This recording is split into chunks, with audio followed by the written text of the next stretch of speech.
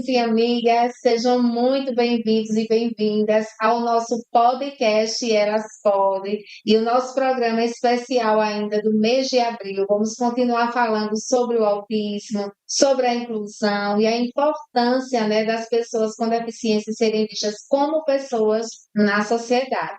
E hoje a gente está recebendo aqui uma convidada maravilhosa, muito especial. Ela que é psicóloga, Roseli Bernardo, seja muito bem-vinda ao nosso podcast Elas Podem. Obrigada, Ana, pelo convite e por destacar, né, esse assunto tão importante para a nossa comunidade. Eu que agradeço, viu, você ter aceito o nosso convite. Rose, vou lhe chamar de Sim, Rose porque você é conhecida como Rose, a psicóloga, né? Então, Rose, a gente sempre começa a nossa entrevista para que as pessoas também, os nossos convidados, se apresentem. E aí a pergunta que eu faço para você é quem é Roseli Bernardo? Bom, quem é Rose? Rose é uma mãe de uma bebê ainda de 2 anos. Sou psicóloga, sou casada e atuo há 4 anos com público infantil. Então, essa é a Rose. Muito bem, Rose. 4 anos já trabalhando nessa área, né, na área da saúde, Sim, educação. O psicólogo tem uma área específica de trabalho? não. O psicólogo ele atua em várias áreas. Eu mesma já atuei na educação, como psicóloga escolar, e na clínica.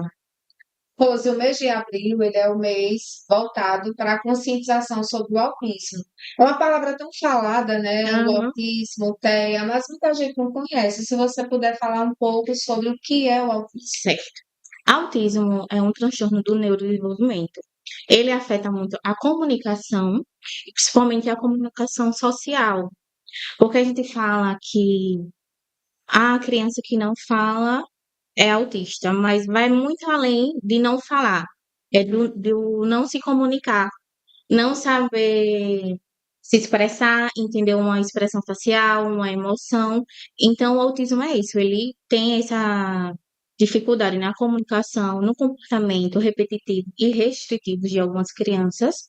Então, é isso, o autismo é esse transtorno do neurodesenvolvimento. Não é uma doença, porque ele não tem uma cura, mas sim um tratamento.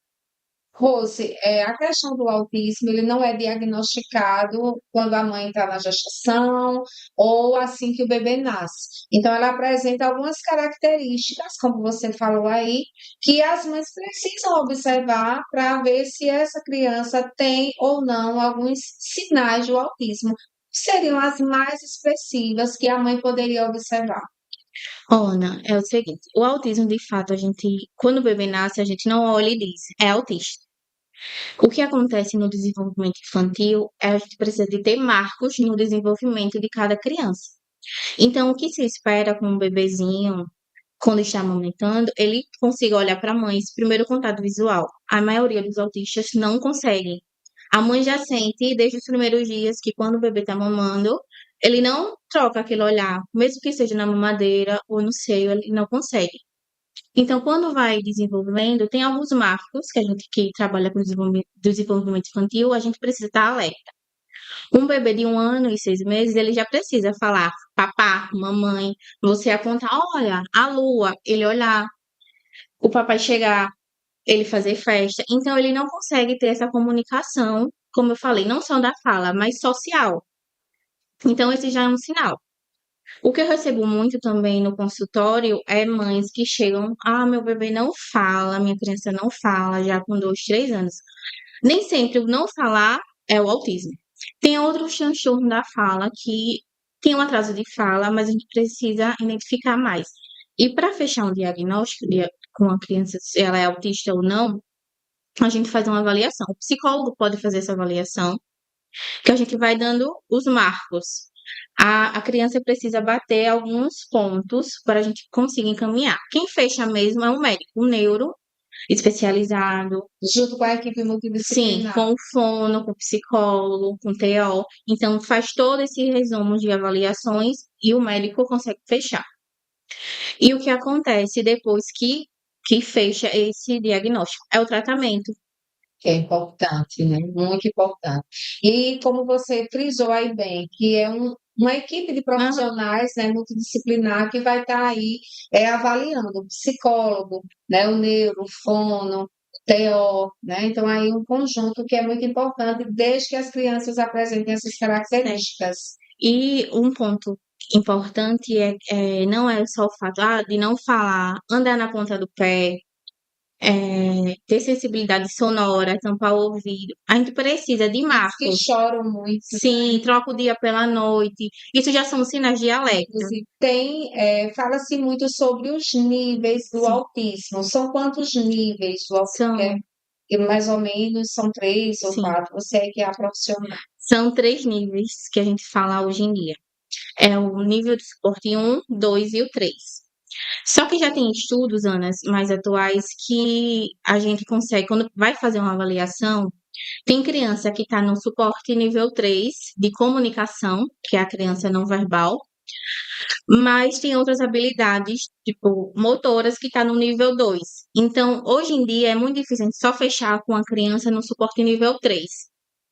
Então, ela pode variar E a de nível. de E é nível. importante saber esse nível para saber que tipo de Sim, tratamento e qual ajuda essa criança vai precisar, não é isso? isso. E a gente, quando fala em autismo, sobre diagnóstico, sobre os níveis, sobre o tratamento, a gente também precisa entender um pouco a família, essa mãe, você que é psicóloga, né, na área da saúde, foi também da educação. As mães de autistas, elas precisam fazer terapia, elas precisam desse autoajuda no seu ponto de vista. Sim, precisam. E eu vou te explicar o porquê precisa. Quando a gente avalia uma criança, a gente não só avalia a criança, a gente avalia a família. Então, na anamnese, a mãe vai contar um pouco da gestação, como foi o processo, que ela começou a desconfiar de algum transtorno. Então, quando a gente vai avaliar, a gente já tem estudos também que provam que o autismo tem um fator genético e hereditário. Então, ele não vem de muito longe. E muitas vezes, Ana, quando a gente fecha um diagnóstico, um possível diagnóstico de autismo, já tem um encaminhamento ou para o pai ou para a mãe. Então, não é só um diagnóstico que a gente vai fechar. Então, para a mãe entender isso, que, assim, eu falo, quando a gente é mãe e pai, a gente cria uma expectativa enorme sobre nossos filhos. A gente idealiza que ele vai ter uma profissão, que ele vai ser isso e vai ser aquilo. E quando a gente pega um diagnóstico de autismo, é um baque. Muitas mães entram na fase do luto, que a gente chama, pós-diagnóstico, e a gente tem que saber acolher, orientar qual o tratamento que vai ocorrer com a criança. Toda vez que eu pego uma família que a gente consegue fechar, que volta com o relatório do neuro, com a avaliação, eu sempre falo que não é o fim, só é o primeiro passinho do longo caminho que a gente vai percorrer. Então é importante que essa mãe pesquise, ela vá atrás de orientações. Hoje em dia tem um grupo de mães aqui na saúde, de mães atípicas, e quando eu faço esse acompanhamento da criança, a gente sempre senta, eu tenho um momento, uma sessão que é só com a família, para a gente conversar sobre o que vai acontecer. Pronto. Tem o diagnóstico. E agora? Essa pergunta sempre vem, Rose, e agora? Eu faço o quê? Então a gente sempre orienta os benefícios que aquela criança, os direitos que aquelas crianças vai ter na escola, o que ele vai precisar das terapias, então tudo isso a gente orienta. E a mãe precisa também. E não só as mães atípicas. Quando eu fui mãe, eu percebi muita coisa que eu só via na teoria e a prática é bem dura com a mãe, que é sempre, na maternidade mesmo, uma enfermeira me falou que eu me culpava muito por tudo. Nasce uma mãe, nasce uma culpa. Se a criança tem cólica, a culpa é da mãe que comeu alguma coisa. Então, tudo é a mãe que vai levando aquela culpa. Então, o que eu fiz de errado para o meu filho ser autista? Foi, al- foi alguma vacina? Foi algum remédio que eu tomei? Infelizmente, Vem muito essas perguntas, não né, tem essa, Rose? Rose, quando a gente fala nesse diagnóstico, nesse luto do filho vivo, né, que as mães levam esse impacto uhum, sobre o diagnóstico, aí você coloca aí, né, ela vai precisar de ajuda, terapia, de acompanhamento.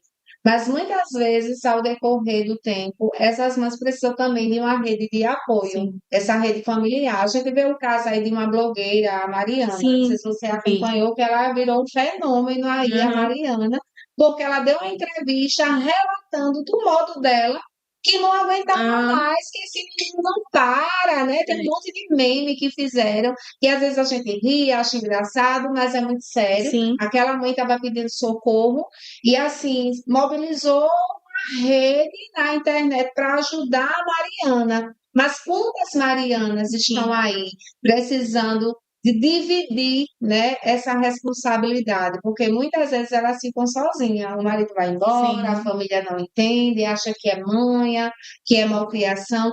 O que fazer para ajudar após o luto a essas mães?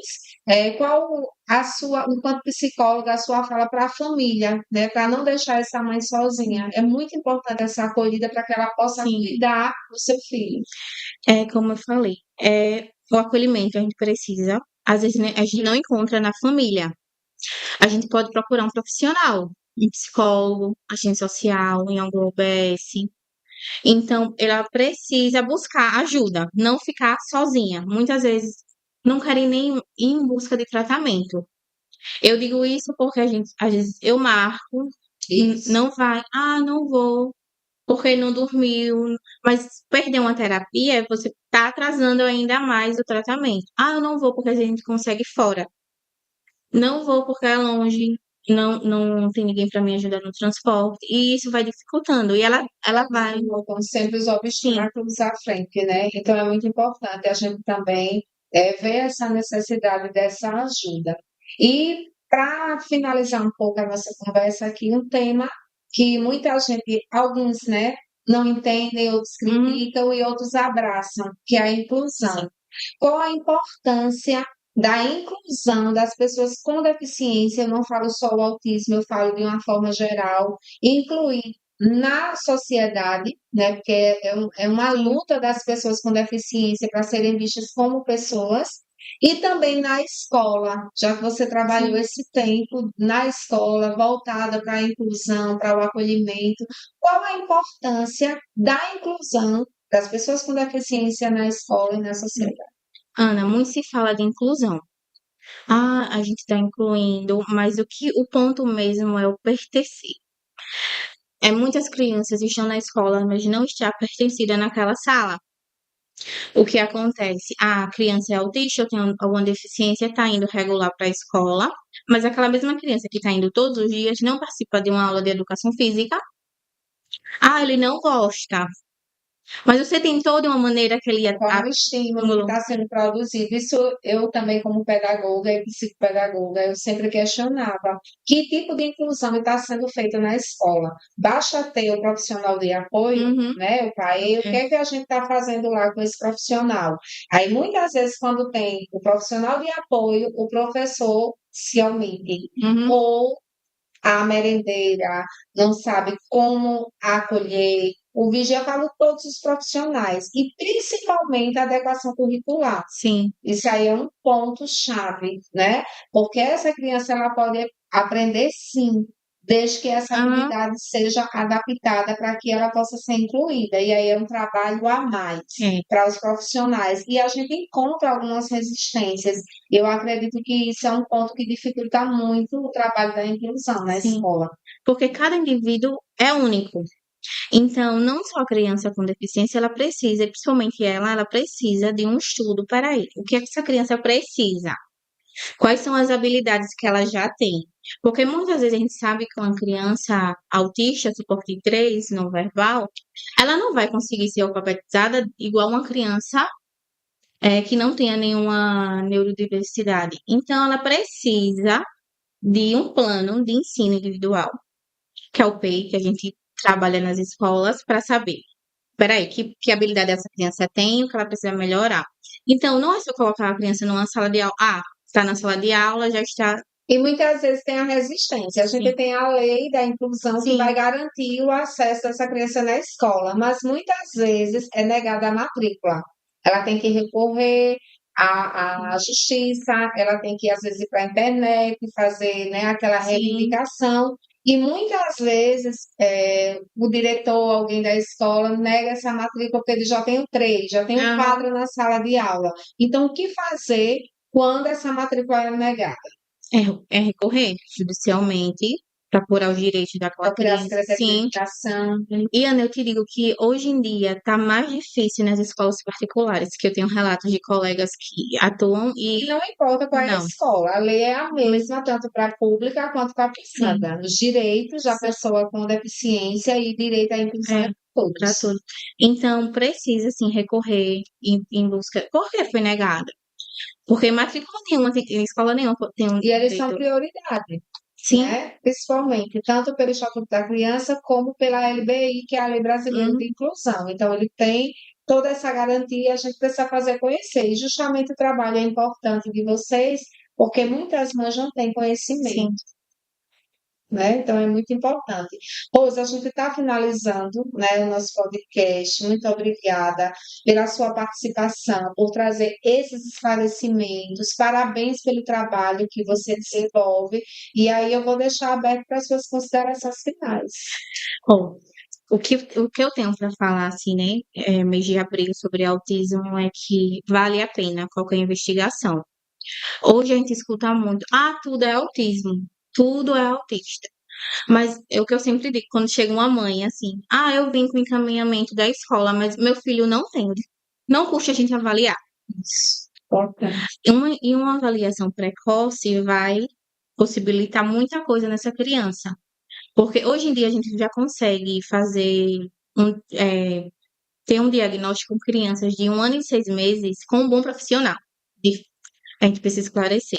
Mas já consegue. Então, imagine uma criança que talvez só fosse ter um diagnóstico com 7, 8 anos, com 1 ano e 6 meses ela vai evoluir Isso ajuda muito, né? muito. A gente corre contra o tempo, né? Então, não fica, tudo é autismo, é modinha. Não, não é. Sempre É existiu, manha, é birra, é, uma pisa, uma palmada resolve. E às vezes não. Então, o é autismo sempre importante existiu. conhecer Sim. para não julgar, né? O autismo sempre existiu. Mas agora tem muito diagnóstico. É como eu te falei no começo. Às vezes o diagnóstico vem com a criança, a mãe já percebe. No outro filho também, às vezes nela mesma, no marido. Por isso esse número tão grande que a gente E tá. como se falava Sim, anteriormente, né? porque antes, quando existiam esses casos, como você falou, às vezes não levava nem para a escola, ficava em casa, porque não vai aprender, é doente, não vai aprender. Família escondia, às vezes deixava no hospital psiquiátrico, abandonava lá, então não tinha esse acesso que a gente tem hoje, esse conhecimento, e tantos profissionais se especializando para a gente conseguir esses diagnósticos. Por isso que o mês é tão importante. Sim, Mês de conscientização. Primeiro, temos que conhecer, sim. saber o que é, para poder ajudar. Então, E, Rose, muito obrigada. Obrigada a vocês. Até o próximo encontro. Vamos continuar falando, sim, sobre autismo. Obrigada, Rose.